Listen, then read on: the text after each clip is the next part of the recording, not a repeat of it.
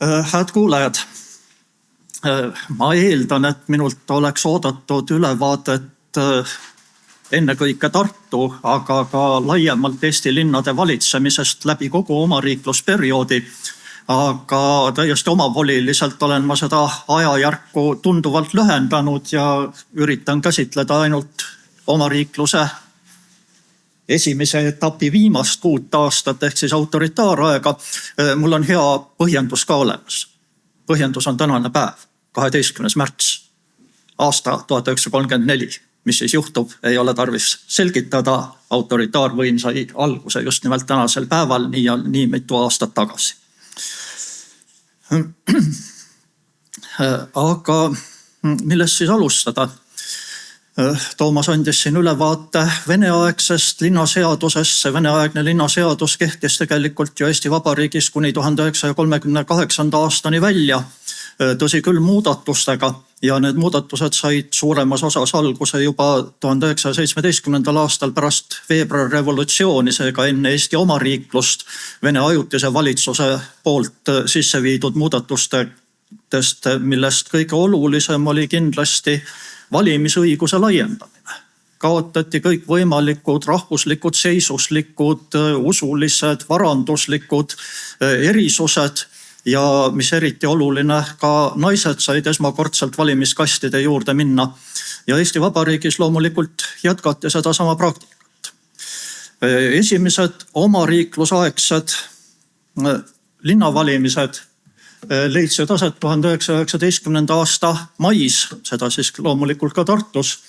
Ja nende aluseks olid ühelt poolt siis Venemaa ajutise valitsuse linnavolinikude valimisseadus 1917. aastast ja teisalt toosama 4. märtsil 1919 Eesti ajutise valitsuse poolt välja antud määrus linnavolikogude valimise kohta.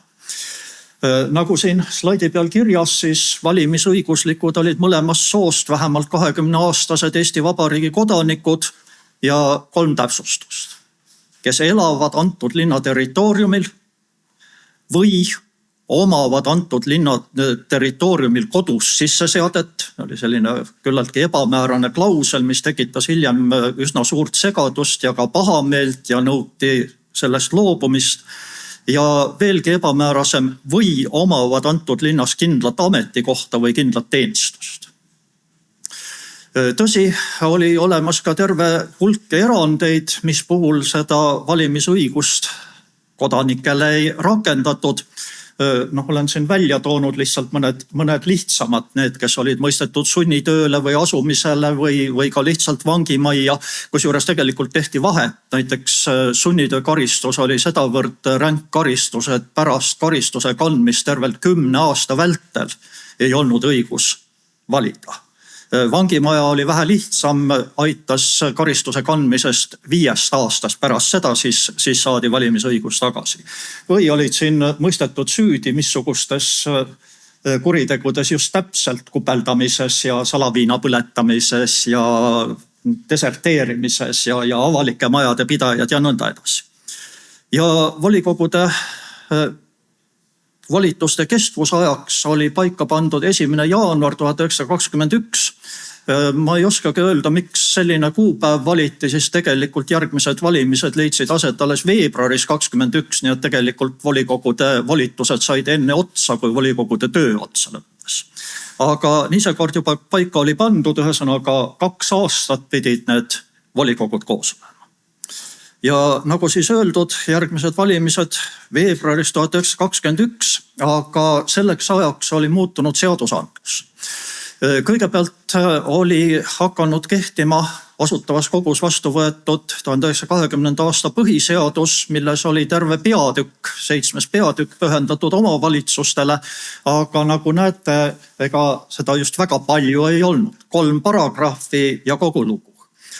Mida sellest omavalitsuste peatükist tasuks välja tuua? Kõigepealt esimene paragrahv: omavalitsuste kaudu teostab valitsemist kohal riigivõim. Seega siis riigikeskne omavalitsus. Omavalitsus ei ole mitte niivõrd kohalike küsimuste lahendamiseks, seda ka, aga ennekõike riigivõimu funktsioonide täitmiseks kohtadel. Teine paragrahv käsitles siis valimisi, valitakse üleüldisel, ühetaolisel, otsekohesel ja salajasel hääletamisel proportsionaalsuse põhimõtete alusel. Need olid need nii-öelda 5 valimiste saba, millest oli räägitud suure hooga ja suurejooneliselt juba 1917. aasta revolutsioonist peale. Need 5 põhisõna pidid olema demokraatlike valimiste põhialuseks. Ja lõpuks viimane paragrahv ei ütle midagi muud, kui et omavalitsustel on õigus maksusid võtta ja koormatisi peale panna oma kodanikele. Ja see oligi kõik.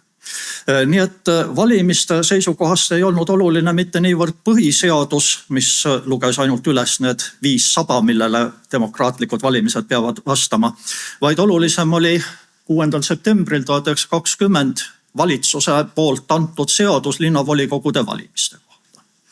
Jällegi osaliselt tugines see 1917. aasta Vene seadusele, osalt sellele samale eel mainitud 1919. aasta linnavolikogude valimismäärusele. Taas käsitleti selles seaduses valimisõigust, mis praktiliselt ei muutunud. Jätkuvalt oli valimisõigus mõlemast soost vähemalt 20-aastastel Eesti Vabariigi kodanikel, kes elavad vastavas linnas, omavad seal kodus sisseseadet või kindlat teenistust. Erandid, kes nüüd välja jäid valimisõiguslike kodanike loetelust, tulenesid põhiseadusest, sest põhiseadusega olid jäetud just nimelt siin mainitud 2 kategooriat hääleõiguseta. Need olid siis seaduslikus korras nõdra või hullumeelseks tunnistatud isikud, mis on üsna arusaadav. Eestkoste alla võetud pimedad, kurttummad ja pillajad, tolleaegne termin. Seda võib-olla tänapäeva mõistes enam ei ole ja võib-olla võiks ehk kahelda, et kas see nüüd ikka väga demokraatlik selline käitumine oli, aga iga ajastu on oma nägu ja tagantjärele hakata urgitsema selle üle, kes ja kui demokraatlik täpselt oli, on raske öelda. Ja taas volikogude kestvuseks, ütleme siis sisuliselt määrati ikka 2 aastat kuni 1. jaanuarini 1923, aga õige pea jõuti järeldusele, et see 2 aastat volikogude tegevusajana on siiski liiga lühike ja 20. aasta lõpus anti linnavolikogude valimise seaduse muutmise seadus, millega siis pikendati neid volitusi kuni 24. aasta jaanuarini, nii et 3 aasta peale läks volituste kestvus. Ja just nimelt selle seaduse alusel toimusid valimised siis nii 1921. aasta veebruaris kui ka 1923. aasta detsembris. Järgmiste valimiste ehk siis detsembris 26 aset leidnud 4. omariiklusaegsete valimiste eel ilmus aga uus valimisseadus. Sedapuhku siis juba vastu võetud, läbi töötatud, arutatud, diskuteeritud Riigikogus, nii nagu seaduste puhul tavaline. Ja selle 26. aasta seaduse alusel kaotasid nüüd kehtivuse nii Vene ajutise valitsuse linnavolinikude valimisseadus 1917. aastast kui see eelmisel slaidil kirjas olnud 1920. aasta valimisseadus. Nii et loodi täiesti uus valimisseadus, oli eelmisest ka tunduvalt mahukam, tunduvalt põhjalikum. Ma nüüd peast võin valetada, aga vist oli seal ligi 50 paragrahvi. Mistõttu loomulikult ei hakka ja ei üritagi siin seda põhjalikumalt analüüsida, vaid mainiksin ikkagi ainult paari asja. Kõigepealt valimisõigust. Nagu öeldud, tekitas segadust see koduse sisseseade nõudmine ja alalise teenistuskoha nõudmine. Nii et 26. aasta seaduses jäeti see lihtsalt välja ja siit peale valimisõiguslikud olid kõik vähemalt 20-aastased Eesti Vabariigi kodanikud, kes elasid vastavas linnas. Ilmselt üsna lihtne. Erandid, kes siis jäävad ilma valimisõiguseta, seda oli osaliselt muudetud. Karistust kandvad või ka eeluurimise all olevad vangid jäid ajutiselt hääleõiguseta. See oli siis nagu uus punkt, mida varasemates seadustes ja määrustes ei olnud kirja pandud. Samas said nii-öelda priiks sellest kitsendusest mitmed süüdi mõistetud, kuritegudes süüdi mõistetud isikud. Muuhulgas näiteks kui 19 aastal jäid hääleõigusest ilma nii altkäemaksu võtjad kui altkäemaksu andjad, siis nüüd 26. aasta seaduse järgi altkäemaksu andmine oli tunduvalt väiksem kuritegu, mis ei toonud kaasa hääleõigusest ilmajätmist. Ja samamoodi, kuivõrd Eesti Vabariigis selleks ajaks oli kuiv seadus või riiklik monopol viinamüügile kaotatud, siis ka salaviina põletamist ja salaviina müümist ei peetud enam sedavõrd suureks kuriteoks. Kõnelemata juba deserteerimisest, mis ju pärast vabadussõja lõppu ei olnud enam märkimisväärseks probleemiks. Volikogude volituste kestvus jäi selle seaduse kohaselt veel 3 aastaks, ehkki enne seaduse vastuvõtmist, sealhulgas ka Riigikogus peetud debattides oli põhjalikult arutatud ja avaldatud arvamust, et 3 aastat on samuti volikogude tegevuseks liiga lühike aeg. Soovitati seda pikendada vähemalt 4 aastani, aga selle 26. aasta seaduse kohaselt veel miski ei muutunud. 4 aasta peale volitusi pikendati alles 6 aastat hiljem, 1932. aasta seaduse muutmise seaduses. Ja lõpuks oluline, mis selle seadusega paika pandi, 26. aasta seadusega, oli siis volikogu liikmete arv. Nii nagu Toomas ennist näitas siin oma slaidi peal, Tartu volikokku kuulus Vene ajal 60 liiget, samasugune 60 liiget Tartu volikogus oli ka vabariigi algusaastatel kuni 1926. aastani. Nüüd siis pandi asi täpselt paika elanike arvu järgi, nagu sellest tabelist loodetavasti sinna tahapoole ka näha on. Kõige väiksem volikogu võis olla 15 liikmeline, seda siis väikelinnades, kus elanikke oli alla 5000 ja kõige rohkem võis neid olla 85, seda siis linnades, kus oli üle 90 000 liikme või elaniku. Tõsi, 90 000 kuni 120 000 oli nii-öelda piirmääraks. Tallinnas oli teatavasti elanikke tollal sutsukana rohkem juba, nii et nende linnade puhul, kus elanike arv oli üle 120 000, lisandus 1 volinik iga 10 000 lisaelaniku kohta. Aga see on juba väga detailne lähenemine. Ja Tartu volikogu liikmete arv nüüd siis vastavalt sellele seadusele jäigi väiksemaks, langes 60-lt 55-le. Tõsi, 1934. aasta valimiste eel suurendati see uuesti ja mitte enam 60-ni, vaid lausa 65-ni. Ehkki Tartu linna elanike arv ei olnud nii palju kasvanud. Ja enne kui minna nüüd nii-öelda põhiteema juurde, ehk siis jõuda välja autoritaaraega, on tarvis mainida veel ühte seadust. Seadust, mis pani paika omavalitsuste järelevalve korra.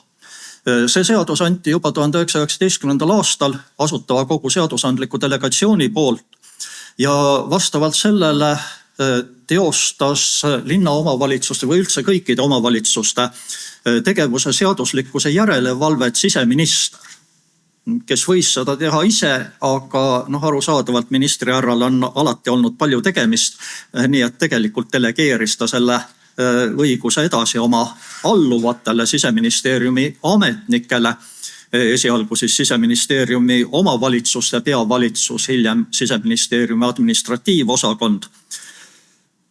Ja selle järelevalve teostamiseks olid kõik kohalikud omavalitsused, kõik volikogud kohustatud saatma Siseministeeriumile ärakirjad oma koosolekute protokollidest 7 päeva jooksul.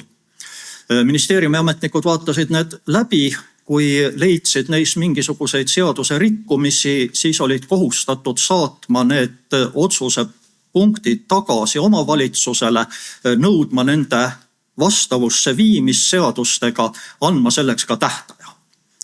Ja juhul, kui nüüd volikogu ei muutnud oma otsust või ei teinud seda ette nähtud tähtajaks, siis võis ministeerium pöörduda administratiivkohtu poole, protestida selle otsuse ja kuni kohtulahendini ajutiselt otsuse täidesaatmise peatada. Lisaks sellele oli Siseministeeriumil õigus veel ka revideerida kohalikke omavalitsusi. Ja juhul, kui selle käigus avastati mingisuguseid kuriteokahtlusi linnavolinike või linna valitsuse ametnike poolt, siis teavitati sellest kohalikku prokuröri, kes võttis vastava ametniku vastutusele ja ajutiselt võis ka Siseministeerium neid ametnikke ametist tagandada. Kõiges muus osas ministeerium linnavalitsuse ametnike valimisse ja ametisse määramise protsessi kaasatud ei olnud. Tal ei olnud kohustust ega õigust valitud ametnikke kinnitada, ta ei saanud neid ka tagandada, välja arvatud, eks ole, kuriteo kahtluse korral ajutine tagandamine. Ja tuleb tunnistada, et ega seda järelevalvet teostati ikka üsna ettevaatlikult. Teostati täies mahus kuni 1934. aasta riigipöördeni vaadati Siseministeeriumis läbi rohkem kui 34 000 linnavolikogude otsust. Aga nendest saadeti tagasi ümber otsustamiseks volikogule. Tühine osa, umbes 1,5%. Arvutage ise välja, kui mitu neid siis võis olla. Ja veelgi vähem oli neid, mille suhtes protestiti administratiivkohtu korras. Kõigest 0,8%. Seevastu linnavolikogus kehtestatud sundmäärustega oli olukord sootuks teine.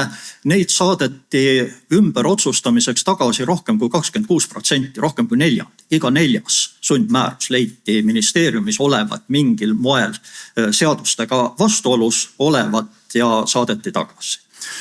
Mis puutub nüüd linnavalitsusametnike tagandamisse, vastutusele võtmisesse, siis see oli taaskord erinevalt tänapäevast, kus aeg-ajalt politsei jälle murrab linnavalitsusse sisse ja kedagi arreteerib ja pikad kohtuprotsessid toimuvad. See oli väga ettevaatlik, jällegi kuni 34. aastani teadaolevalt tagandati ajutiselt 6 linnaametnikku üle kogu Eesti. Ilmselt nõustute, et üsna tagasihoidlik. Ja kõiges muus olulises kehtis siis seesama Vene 1892. aasta linnaseadus. Toomas küll päris selle seaduseni veel välja ei jõudnudki, aga küllap edaspidi. Ja selle kohaselt siis linnavalitsus pidi koosnema linnapeast ja vähemalt 2 linnavalitsuse liikmest. Enamasti koosnes vastavalt elanike arvule 3–7 liikmest. Linnavolikogu võis otsustada ise, ei pidanud seda tegema, aga võis otsustada, et lisaks linnapeale valitakse eraldi veel ka linnapea abi. Linnavalitsuse liikmed võidi valida kas volikogu liikmete seast või ka volikogust väljaspoolt. Linnavalitsuse liikmete ametikohad olid palgalised, mitte auametid, kusjuures palga määras kindlaks volikogu. Ja linnavalitsuse volitused kehtisid sama kaua nagu volikogu enda volitused. Tuli uus volikogu, tuli ka uus linnavalitsus. Mis puutub linnavolikogusse, siis see pidas korralisi istungeid vähemalt 12 korda aastas, kusjuures juba aasta alguses tuli paika panna kõigi 12 korralise istungi toimumise aeg täpselt, kuupäevaliselt.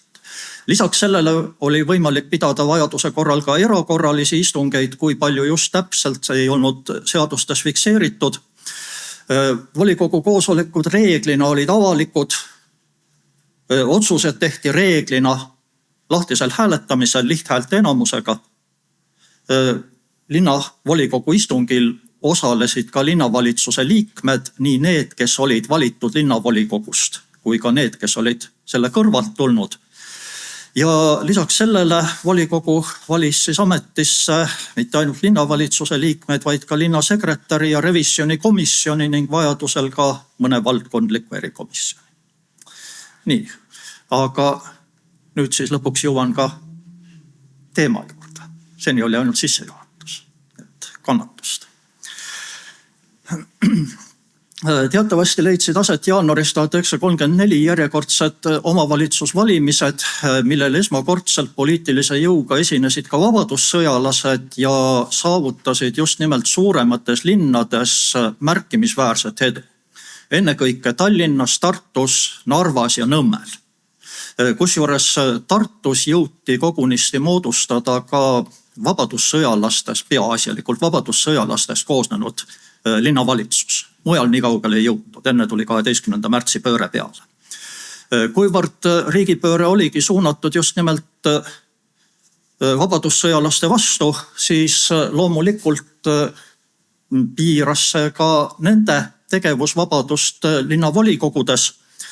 Ja siit jõuan siis nüüd välja riigivanema dekreetideni. Teatavasti 33. aastal rahvahääletusel heaks kiidetud põhiseaduse parandustes oli antud riigivanemale õigus kehtestada seadusi oma dekreetide korras, edasilükkamatu riikliku vajaduse puhul, nii nagu seda väideti. Ja Konstantin Päts riigivanemana asus kohe seda dekreedi andlust oluliselt rakendama. Esimesed dekreedid ilmusid juba nädal pärast riigipööret 19. märtsil. Nendest 19. märtsi dekreetidest on kõige paremini ilmselt tuntud see, millega lükati edasi riigivanema ja Riigikogu valimised. Aga omavalitsuste seisukohast olid olulisemad siin ära toodud 3 dekreeti. Riigikorrakaitse seaduse muutmise dekreet, mis andis siis siseministrile, või tollal siis õigupoolest kohtu ja siseministrile, õiguse tühistada volikogudesse valitud, aga riigivastase tegevuse tõttu suletud ühingute esindajate mandaadid. Seda oli saanud teha juba varem. Sellesama riigikorrakaitse seaduse alusel kommunistide mandaate oli sel moel korduvalt tühistatud, aga mis nüüd lisandus, oli see, et tühistada võis ka üksikkandidaatide mandaadid, kes olid omaks võtnud nende suletud ühingute põhilised tegevusjooned. Kes otsustab, kas üks või teine saadik on võtnud omaks selle suletud organisatsiooni tegevussihi või mitte? Minister otsustab. Linnavolikogude valimise seaduse muutmise dekreet ütles, et kui siseminister on sellesama riigikorrakaitse seaduse alusel tühistanud mõne ühingu esindajate mandaadid, siis volikogudes jäävadki need kohad täitmata. See oli jällegi muudatus võrreldes varasema ajaga. Varem oli rakendatud, sedasama riigikorrakaitse seadus kommunistide vastu. Kui kommunistide mandaadid tühistati, ükskõik kas siis Riigikogus või kohalikus omavalitsuses, siis täideti need kohad teiste erakondade esindajatega. Nüüd siis jäävad need tühjaks. Ühesõnaga volikogude isikkoosseis arvuliselt vähem, mis tähendab ühtlasi ju kindlasti ka volikogu tegevusõiguste mõningast piiramist. Ja linnaseaduse muutmise dekreet, mis ütles siis nüüd juba otseselt, et Tallinna linnapea ja linnapea abi nimetab ametisse riigivanem. Teda enam ei valita volikogus. Samuti, et kõik volikogus valitud linnapead, linnapea abid ja linnavalitsuse liikmed kinnitab ametisse siseminister. Sellist sätet varem ei olnud. Kui volikogu valis, siis linnapea oli omal kohal ja jäi sellele kohale. Nüüd siseminister peab kinnitama. Kas kinnitab või mitte, ministri ära otsustab. Ja veel, kui siseminister tühistab riigikorrakaitse seaduse alusel rohkem kui 30% volikogu isikkoosseisust, siis nimetab hoopistükkis Vabariigi Valitsus nii linnapea kui abilinnapea ja linnavalitsuse liikmed. Nii et volikogul ei ole enam õigust linnavalitsust valida. Seda teeb tema eest Vabariigi Valitsus. Samamoodi ka revisjonikomisjoniga. Dekreedid antud, dekreedid oli tarvis ellu viia ja ega kaua aega ei läinud. 22. märtsil 1934 kohtu- ja siseminister Johan Müller tühistaski Eesti Vabadussõjalaste Liidu ja Vabadussõjalaste Rahvaliikumise saadiku mandaadid kõikides volikogudes.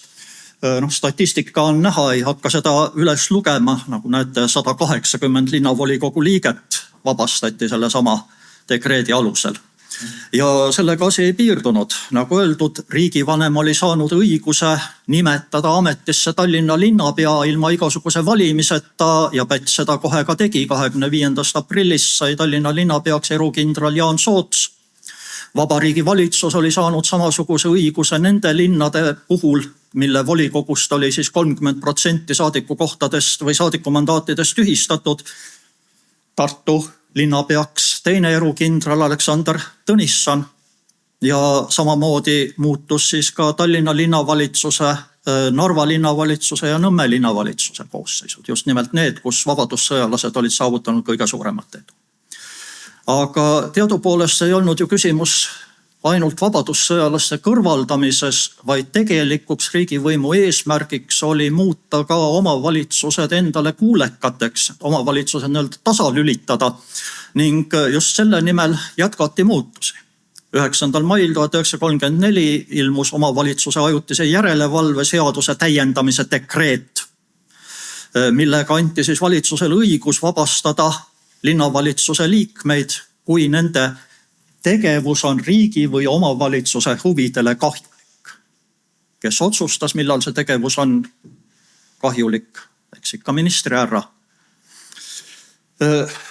Viimasel Riigikogu istungjärgul pidas peaministri asetäitja Karl Einbund kõne, kus rõhutas muude tuleviku ülesannete hulgas ka vajadust kontrollida senisest tõhusamalt omavalitsuste tegevust, teostada järelevalvet, viia ellu haldusreform ja üsna varsti pärast seda, sama aasta novembris, taas loodi Siseministeeriumis omavalitsuste osakond. Seni oli omavalitsuste järelevalvet teostatud administratiivosakonnas, mis oli hästi suur ja üldine ja tegeles väga paljude asjadega, sealhulgas ka omavalitsuste järelevalvega. Nüüd siis spetsiaalne omavalitsuste osakond taas luuakse ja hakkab seda järelevalvet ka teostama. Ja 19. detsember 34 omavalitsustesse puutuvate seaduste muutmise ja täiendamise seadus, millega Siseministeerium võis peatada kõikide volikogu otsuste täitmise, panna nendele otsustele veto. Nii nagu varem järelevalves oli, eks ole, et võis saata tagasi ümber otsustamiseks ja kui volikogu ümber ei otsustanud, siis ministeerium võis kasutada protesti administratiivkohtu korras. Nüüd seda enam niimoodi ei ole. Nüüd lihtsalt pandi otsuse täitmine seisma. Ja kui omavalitsus tahtis oma õigusi kaitstavat, siis võis omavalitsus ise pöörduda administratiivkohtu poole. Nii et roll justkui pöörati pea peale. Lisaks võis siseminister tagandada neid volikogu liikmeid, kes oma tegevusega korduvalt takistavad volikogu tööd. No, mida nad seal siis täpselt teevad, loobivad paukherneid või köhivad liiga valjusti, raske öelda. Ja lõpuks valitsus võis peatada sellise volikogu tegevuse, kes ei suutnud maksuraskuste tõttu täita oma rahalisi kohustusi. Ja sellisel juhul läksid nii linnavolikogu kui ka linnavalitsuse ülesanded üle 2 mehele. Linnapeale ja linnapea abile, kes määrati ametisse valitsuse otsusega. Ning ühtlasi need 2 meest ei saanud ka oma otsuseid ise kehtima panna, vaid need otsused vajasid siseministri kinnitust. Et sisuliselt taolise omavalitsuse puhul ei saa enam mingisugustest omavalitsuse õigustest rääkida. Keskvalitsus võttis täielikult need üle. Tundub, et pärast 34. aastat anti omavalitsustele natukene hingetõmbeaega või lasti neil lihtsalt omas mahlas küpseda ja järgmised muudatused tulid alles pärast uue põhiseaduse vastuvõtmist. See on lihtsalt illustratsiooniks peatükk uuest 37. aasta põhiseadusest. Ega siin midagi väga oluliselt muutunud ei ole, üsna sama üldsõnaline nagu oli ka 20. aasta põhiseadus. Ja võib-olla ainult see viimane paragrahv, kohalikude omavalitsuste lähem korraldus ja järelevalve nende üle määratakse seadusega. Tol hetkel, kui põhiseadus vastu võeti, seda eriseadust omavalitsuste kohta veel ei olnud, küll aga valmistati seda ette ja kehtima hakkas see 1. maist 1938 linnaseadus. Vabariigi president sai õiguse nimetada asulaid linnadeks. ja seda Päts ka koheselt tegi. Selles samas linnaseaduses olid loeteltud üles kõik Eesti Vabariigi territooriumil asuvad linnad. Senisele 19 linnale oli nüüd lisandunud veel 14 uut linna korraga, 14 endised alevid. Alevite staatus sisuliselt kaotati. Linnad jagunesid. Linnad jagati 3 erinevaks astmeks, kusjuures vabariigi pealinn ehk Tallinn seisis siis kõikidest nendest astmetest kõrgemal. Esimese astme linnad, kus pidi olema üle 50 000 elaniku, tegelikult ainult Tartu, rohkem neid ei olnud. Teise astme linnas 10–50 000 elanikku, selliseid teise astme linnu Pätsi otsusega oli Eesti Vabariigis 6 tükki. All on nad ka kirjas: Narva, Nõmme, Pärnu, Rakvere, Valga ja Viljandi. Ja järelevalvet nende linna omavalitsuste üle teostas üldjuhul Siseministeerium, välja arvatud 3. astme mitte maakonnalinnade üle, kus järelevalveasutuseks oli tegelikult hoopistükkis maavanem. Nii et 3. astme mitte maakonnalinnad olid sisuliselt võrdsustatud valdadega, mille üle järelevalvet teostas samuti maavanem.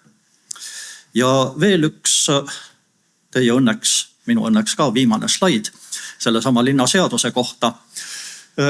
Linnavolikogu volituste kestvuseks määrati nüüd siis 5 aastat, ega siis pikem kui varasematel aegadel. Volikogu liikmete arv jäi jätkuvalt olenevaks linnaelanike arvuks. Ei hakanud siia enam sellist tabelit tegema. Kõige vähem võis volinikke olla 12, kõige rohkem 60.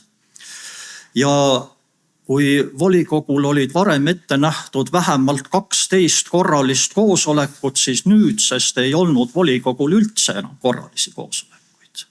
Volikogu koosoleku kutsus kokku linnapea vastavalt vajadusele. Kui linnapea leidis, et volikogu ei ole tarvis kokku kutsuda, siis ta seda ei teinud.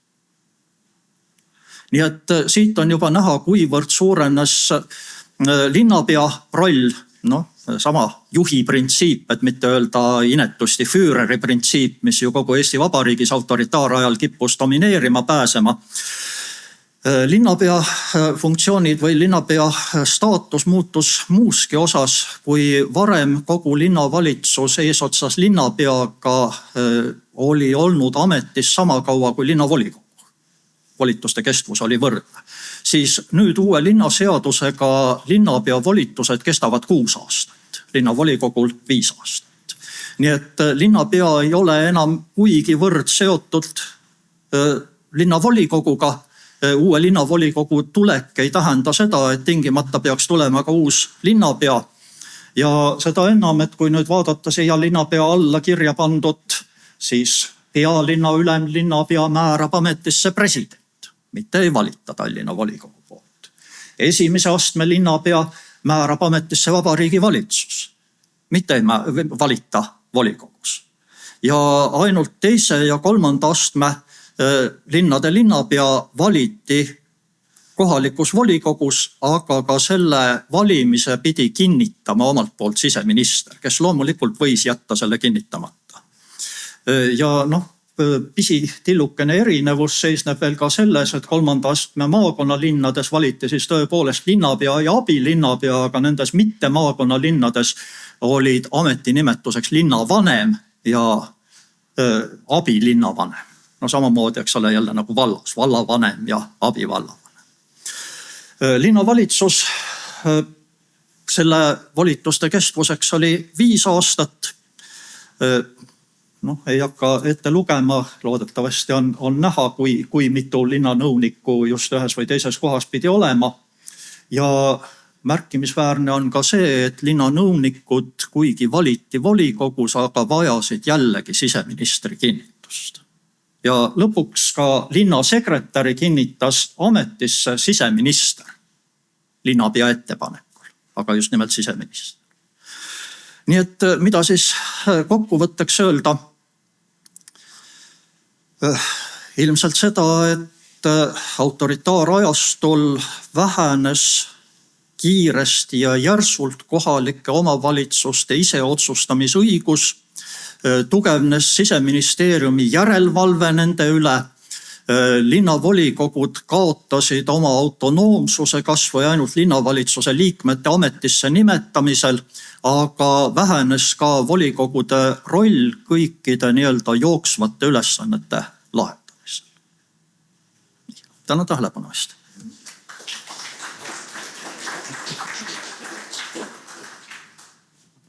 No nii, küsimusi.